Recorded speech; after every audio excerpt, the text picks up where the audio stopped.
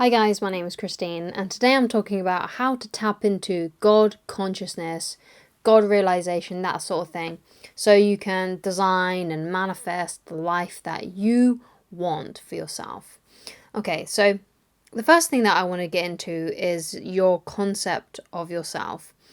And sometimes you need to change what is believable for you. What you believe you can personally do. Because some people are out there that, read about God consciousness. They've perhaps watched a lot of Wayne Dyer and other kinds of like spiritual masters and these like gurus, I guess you could say, and want to get into, God consciousness and stuff, but they can't get there because they believe that they can't actually do it. It's just something that they like learning about, or they just like to hear about it, but they don't actually practice it because in a way they just have this internal belief that they can't do that they can't tap into that they can't access God consciousness and start living from that place. So another thing that I want to get into just quickly is what I personally believe that God consciousness is, okay? So, from my perspective, it's living from a place like how you would imagine the creator of the universe is and behaves and feels and thinks like, right? And what's really cool about that is that it can be anything for you, right? If you have a certain religion, then you can use that, right? I personally have a more of a spiritual view on religion, that sort of thing. It's more to me about the universe and like the universe created us. That's my personal belief.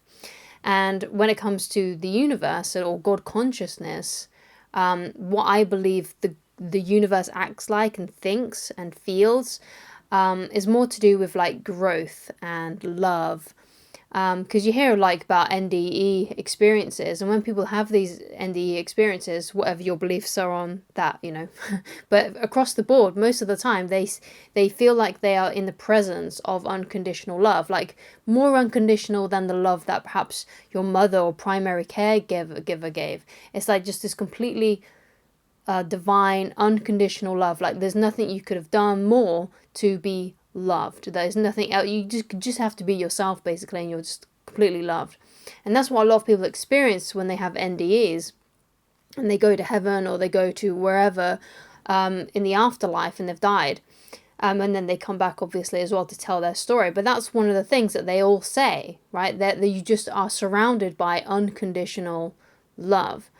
And I feel like that's probably and that's what I believe the universe is. Like it's just like this energy of unconditional love, which may sound a bit woo-woo, may sound a bit hippie, right?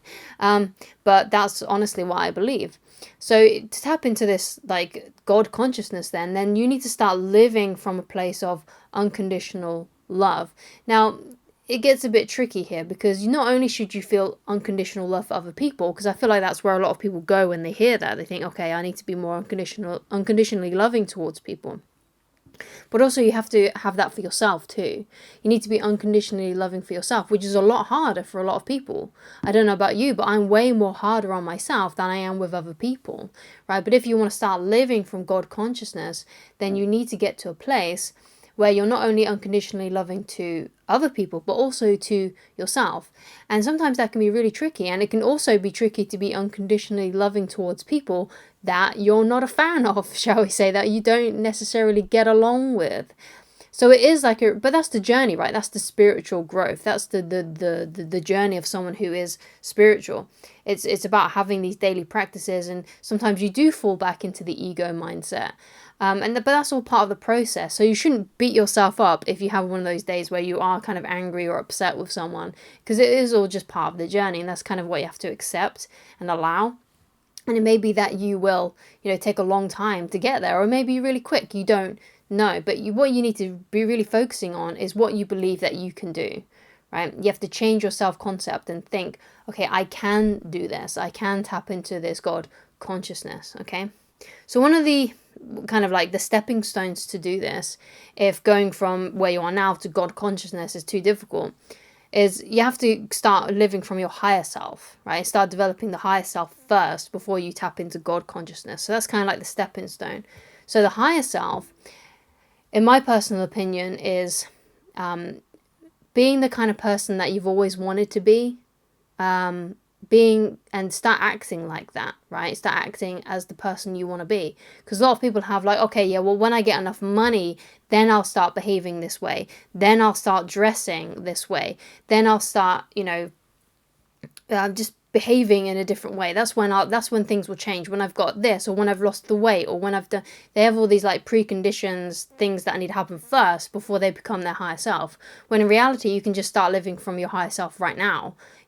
Acting and behaving in the way that you want to act and behave, right?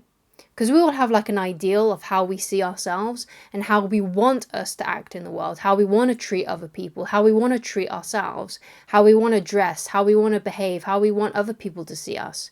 When in reality, you can start doing that immediately, right? And that's personally what I think the higher self to me is. It's like the most perfect version of yourself that you can think of, right? And then, in trying to get to that place, right? But you can start living it today. You can start being it right now. And when you start being it right now, that's when all these other things that you're perhaps wanting will start to manifest in your life, okay? So that's something else to think about. So talking now again about God consciousness, what you need to remember about this as well is like, okay, so in all of like the religions across the world and everything, right, what does God do, right, in all these different religions, right? And the main thing that they do is they create. They created the heavens, they created the earth, they created the universe, they created the stars, they created the grass, they created the trees, right? And the cool thing is what we have in common with God then, right? So the cool thing is that we are also creators, right? There's not many creatures on the planet who can create, right? I know they're like this figure like beavers. Like beavers create dams, but that's about as much as what they can do, right?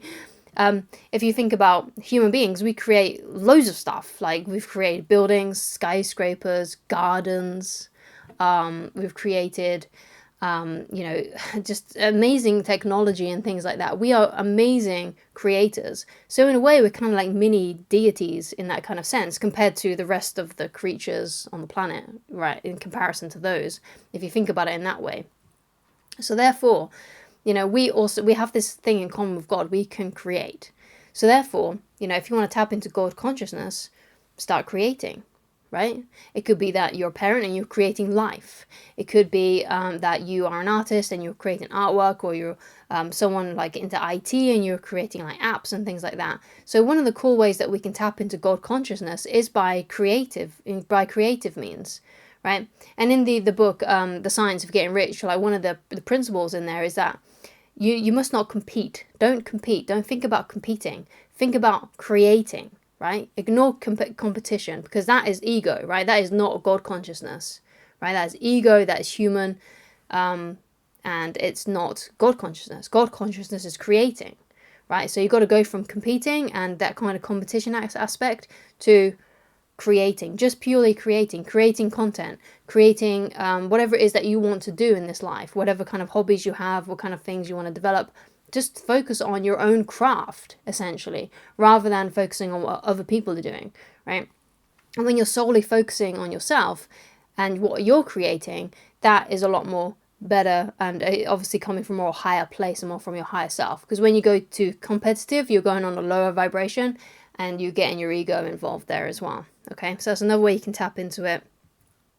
So practicing this unconditional loving towards yourself, towards other people, and being very creative is the two keys really that I can see where you can really tap into God consciousness on a sort of like physical plane as kind of practical. Like you can practically give unconditional love to people by like focusing on your thoughts, on just being unconditionally loving towards other people with acts of service for them.